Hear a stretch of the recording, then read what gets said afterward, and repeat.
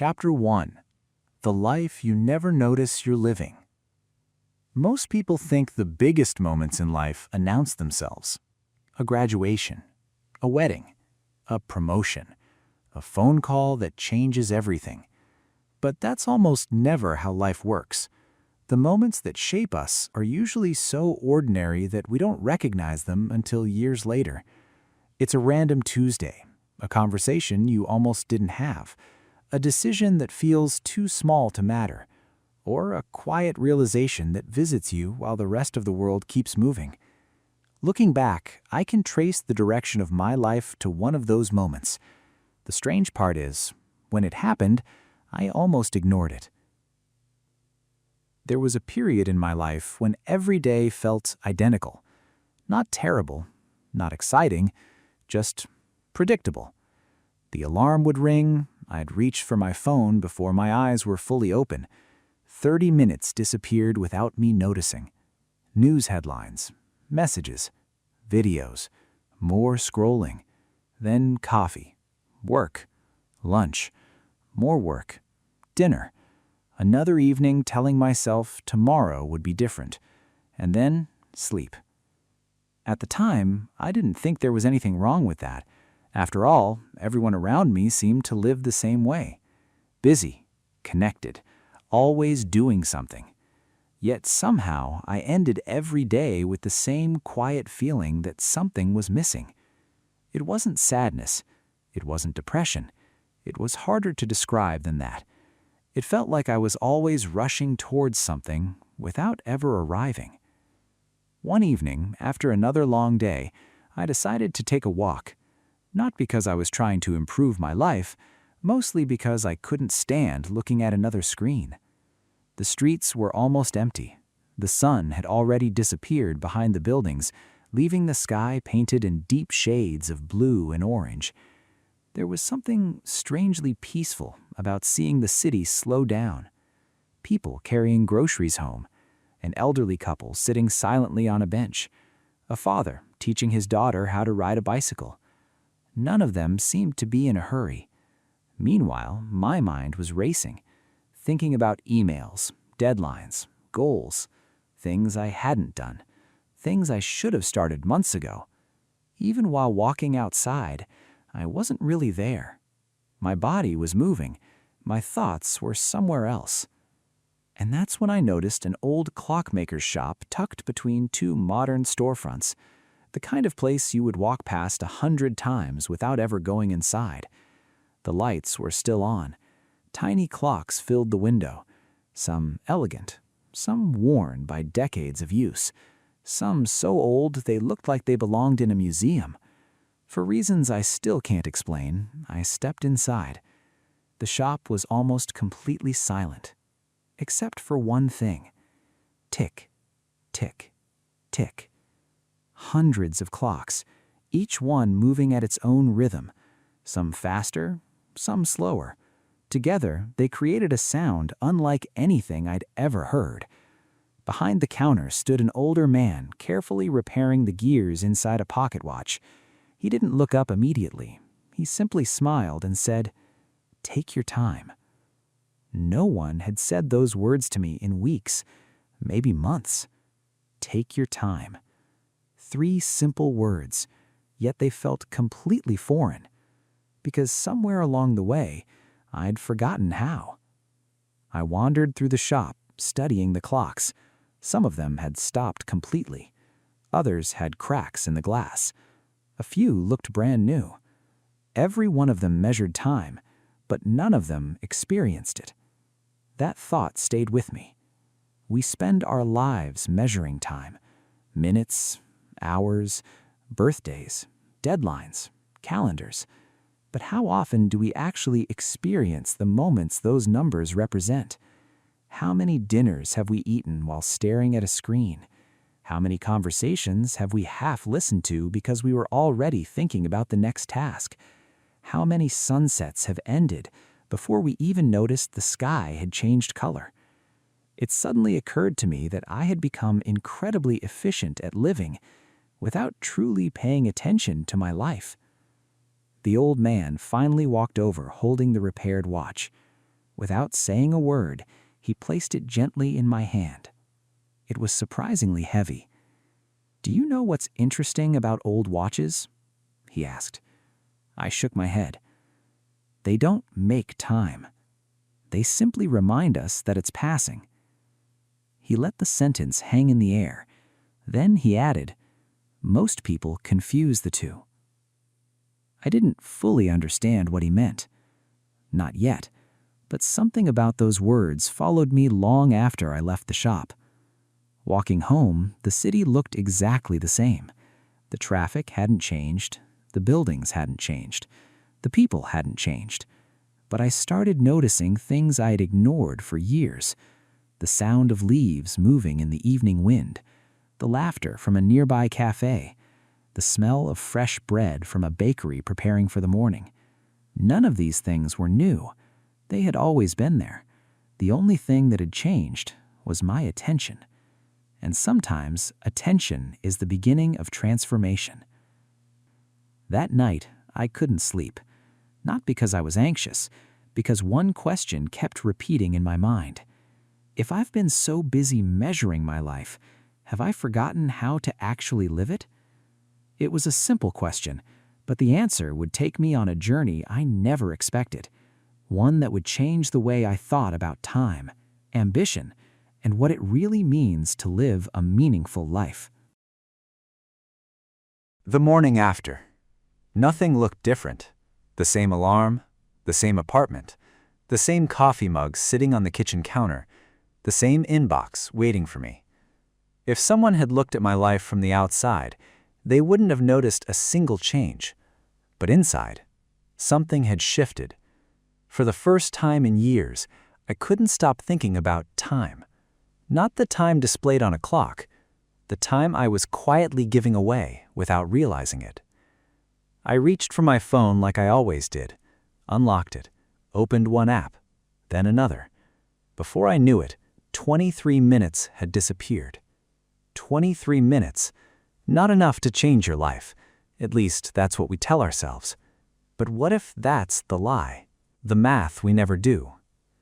Imagine someone offered you $86,400 every morning. There's only one rule. Whatever you don't spend by midnight disappears forever. You can't save it, you can't carry it over.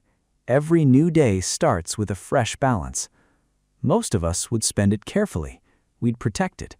We'd think before wasting even a small amount. Now replace those dollars with seconds. Every single day, you receive 86,400 seconds. Every night, every unused second is gone forever. No refunds, no extensions, no way to earn yesterday back.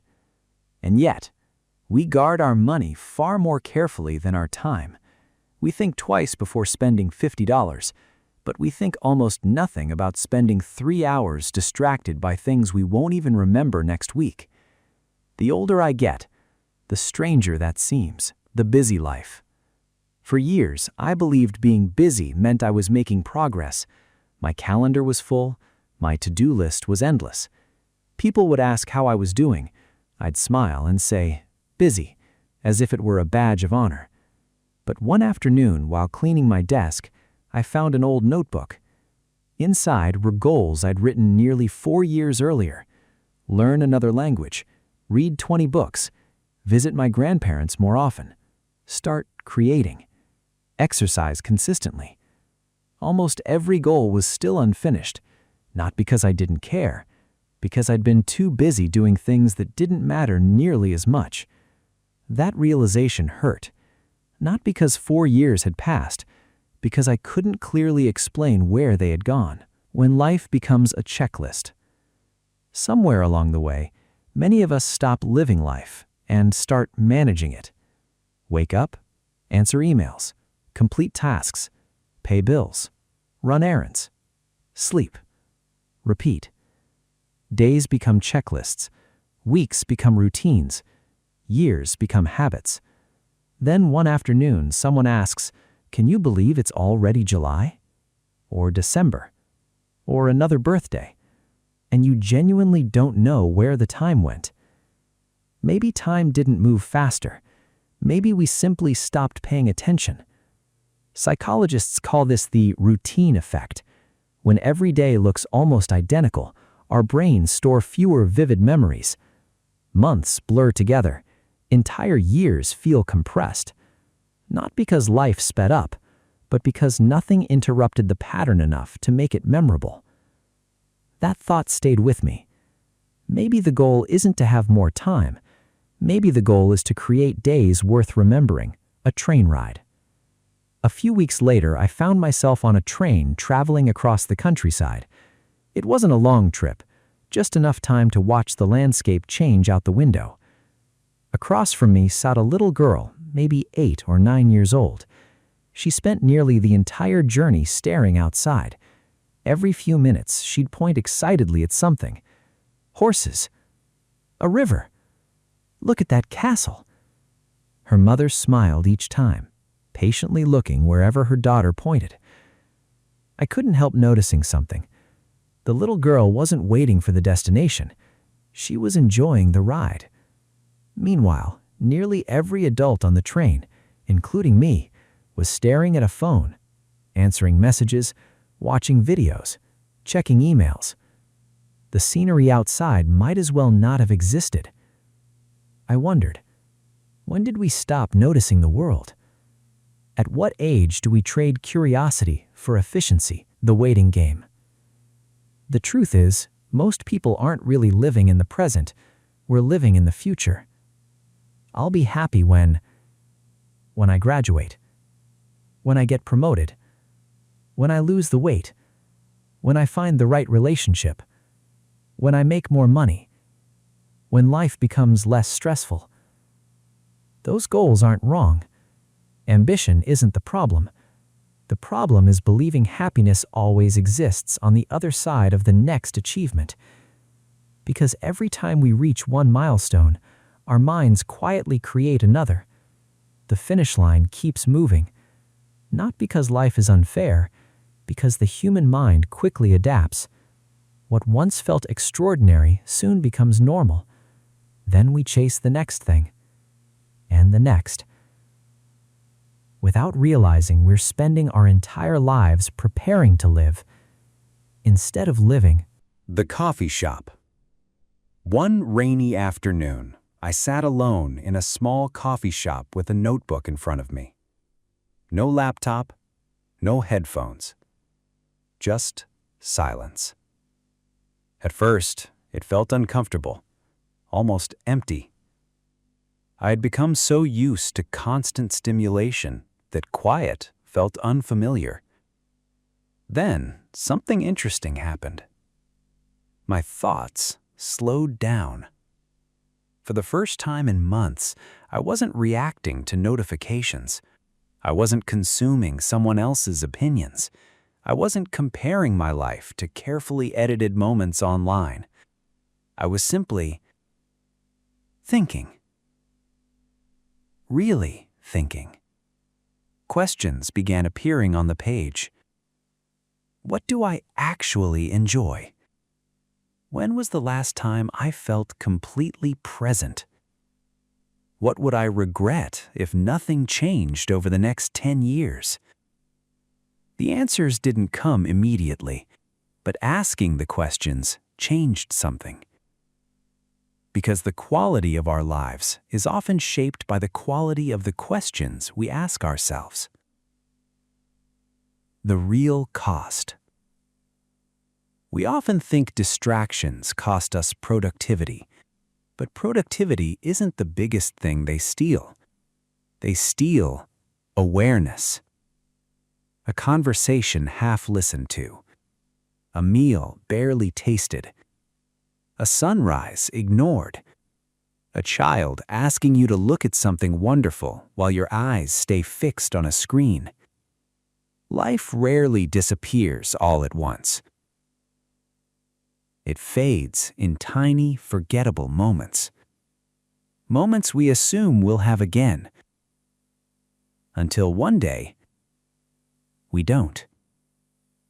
That evening, I left the coffee shop with a single realization. I didn't need more hours in the day. I needed to become fully awake inside the hours I already had. But understanding that was only the beginning, because knowing what's important and living as if it's important are two completely different things. The lesson that finally taught me the difference came from someone I never expected, a man who had spent decades chasing success only to discover he'd been searching for the wrong thing all along. Chapter 3. The Price of Chasing Everything. Success looked different from the outside. A few months after my visit to the clockmaker's shop, I attended a small networking event that I almost skipped. I wasn't expecting anything meaningful, just another room of people exchanging business cards, talking about goals, and asking the same questions. So, what do you do? What's next for you? Where do you see yourself in 5 years? It all felt strangely rehearsed. Everyone seemed to be selling a version of themselves, successful, busy, always moving. I found myself standing near the back of the room when an older man struck up a conversation. Unlike everyone else, he didn't ask what I did. He asked, "What do you enjoy doing when no one expects anything from you?" I froze. Not because it was a difficult question, because I didn't have an answer. The question that reveals everything. Think about that for a moment. If no one could judge you, if no one could praise you, if no one would ever know, how would you spend your time? It's a simple question, but it reveals something uncomfortable. Much of what we do isn't driven by what matters to us. It's driven by what we think should matter.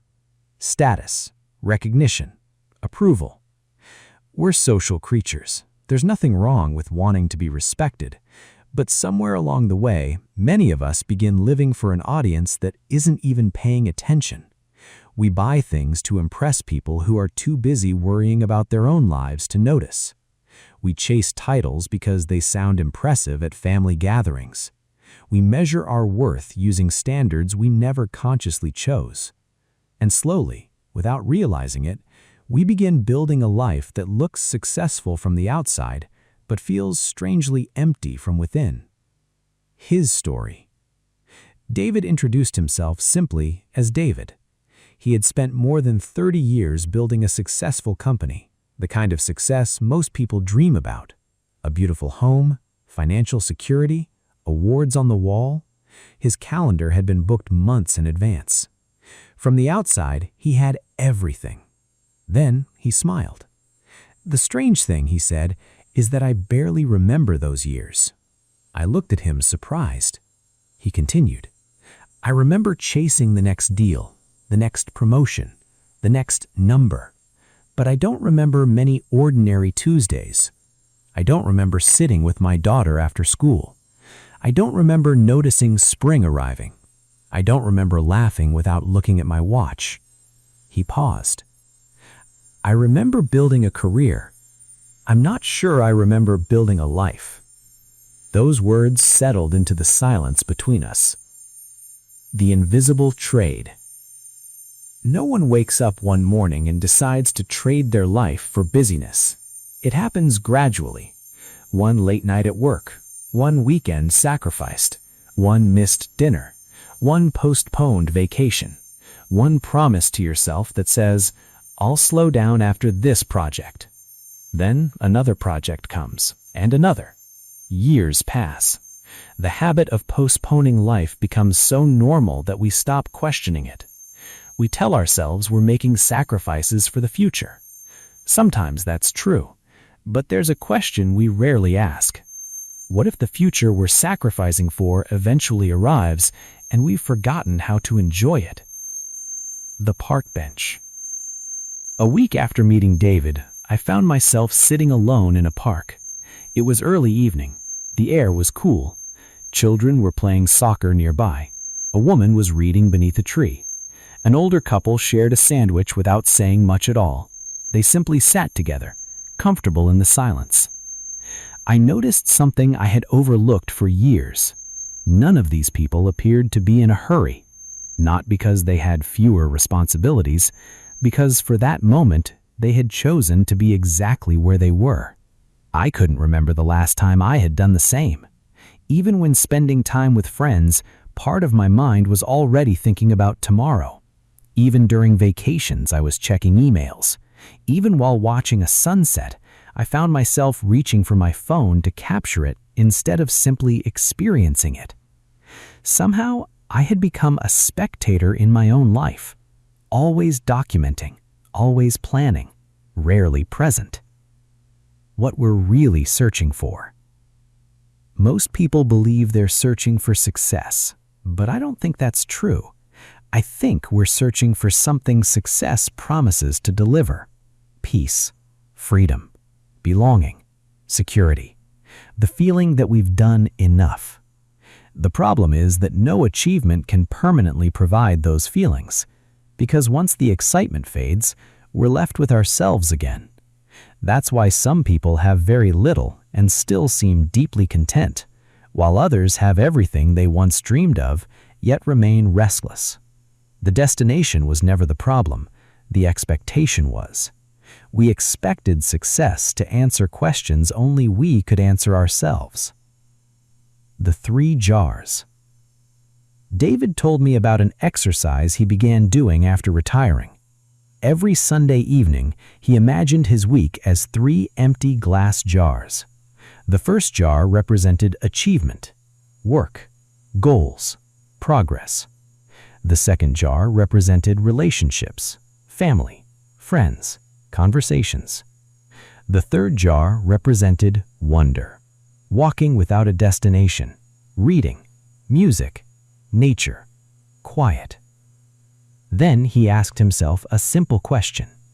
If someone watched how I spent my week, would they know which jar mattered most to me? That question stayed with me. Because it's easy to say family is important, or health, or peace, but our calendars often tell a different story. Time doesn't lie. It quietly reveals our priorities, whether we intended them or not. The small change. I decided to try something different. Every day, I carved out just 30 minutes that belonged to no one else. No notifications, no work, no endless scrolling. Sometimes I walked, sometimes I read. Sometimes I simply sat with a notebook and let my thoughts settle. At first, it felt unproductive, almost irresponsible. Then I realized something.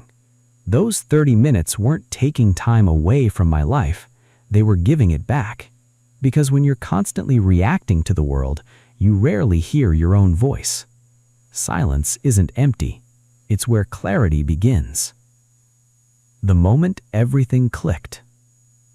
One afternoon, while walking home, I passed a father teaching his young son how to fly a kite.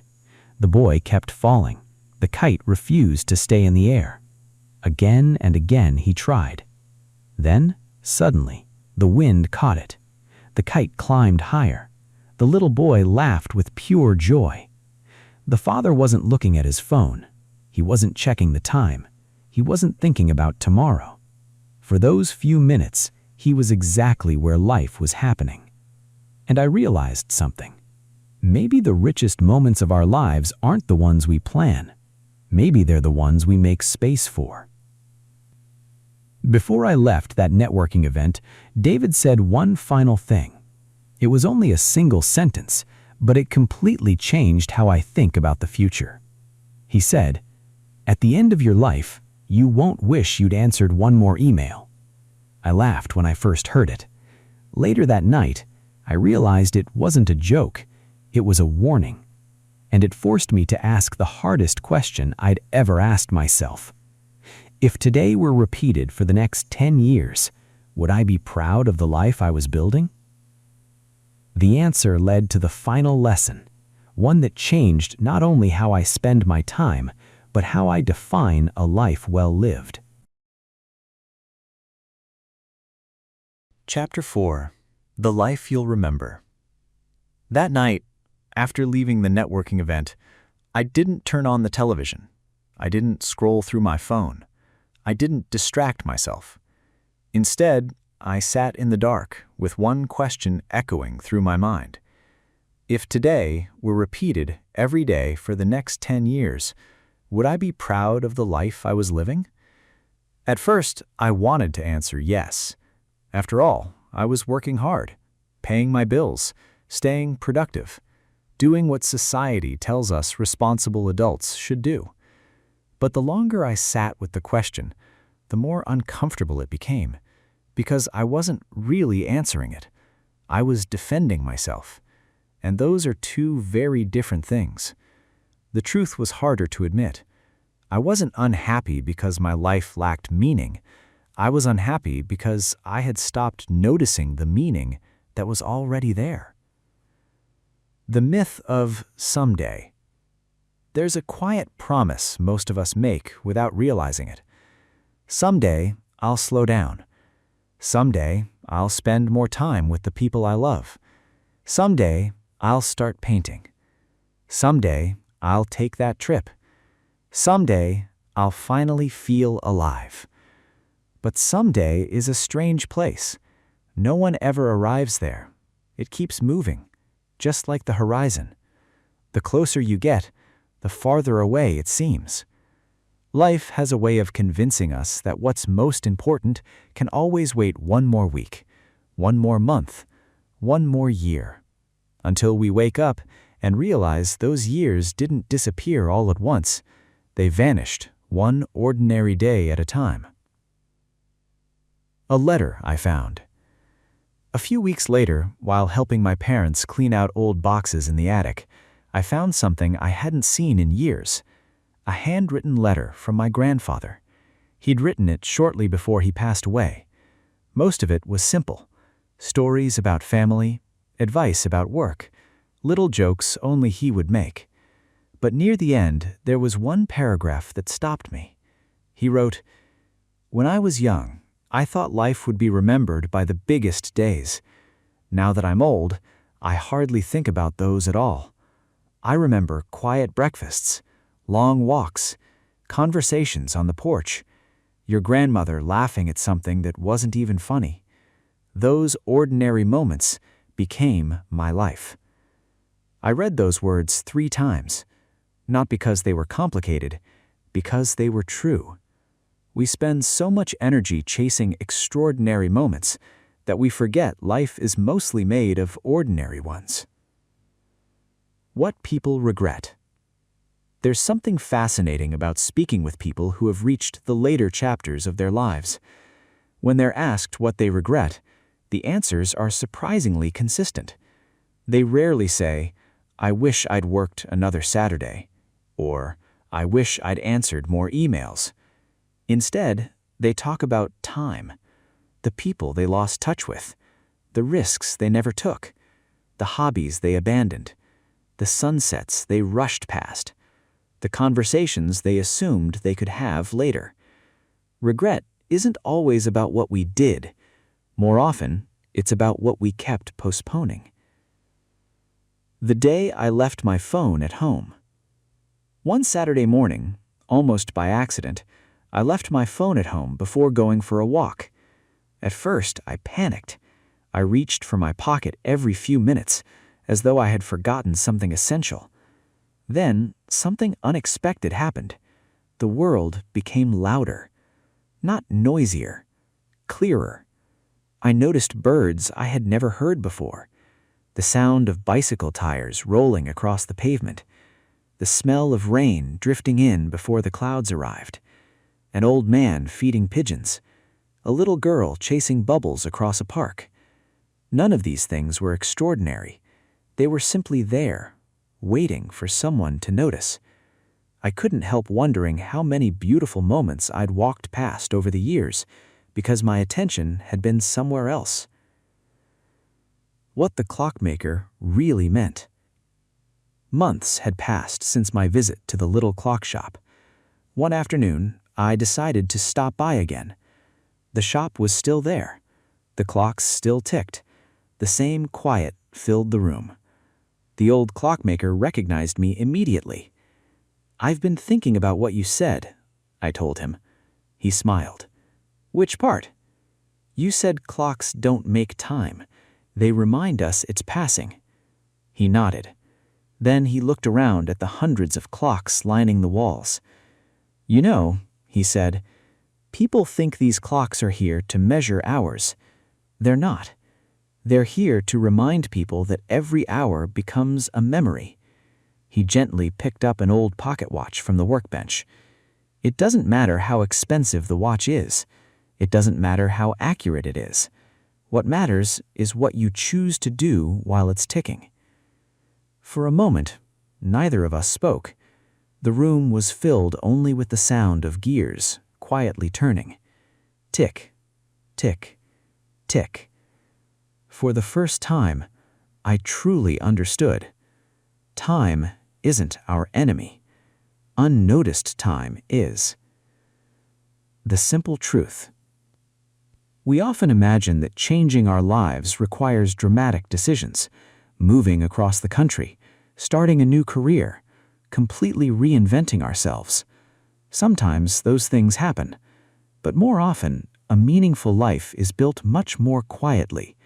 It's choosing to look up instead of down, to listen instead of rushing to respond, to call your parents, to tell your friends you appreciate them, to watch the sunset without trying to photograph it, to put the phone away during dinner, to begin the project you've been talking about for years, to forgive, to laugh a little longer, to notice, because in the end, the quality of our lives is determined less by how many years we have and more by how deeply we experience the years we're given. Bringing it full circle. Sometimes I think back to the evening I wandered into that tiny clock shop. If I had kept walking, nothing dramatic would have happened. My life would have continued exactly as it was. The funny thing is, the clockmaker didn't give me success. He didn't solve my problems. He didn't reveal some secret formula. He simply reminded me of something I had forgotten, that life isn't waiting for us somewhere in the future. It has always been happening here, in conversations, in quiet mornings, in ordinary Tuesdays, in moments that seem too small to matter until they become the moments we remember most. Final message. If you've watched this far, I'd like to leave you with one thought. Tomorrow morning, before the world asks for your attention, take just 60 seconds. Open a window, step outside, or simply sit in silence. Listen, look around, ask yourself one question. If this ordinary moment became one of the memories that defined my life, would I have truly lived it? Because one day, without realizing it, you'll experience an ordinary morning for the last time. You'll hug someone you love for the last time. You'll laugh with an old friend for the last time. Not because something tragic happens, but because life quietly keeps moving. We never know which ordinary moment will become unforgettable. That's exactly why each one deserves our attention. If this story gave you something to think about, let me know in the comments. What's one ordinary moment in your life that you wish you had appreciated more? I'd love to read your stories. And if you'd like more cinematic reflections on time, purpose, psychology, and living a meaningful life, consider subscribing. Until next time, slow down, look up, pay attention, because the life you're searching for may already be happening around you.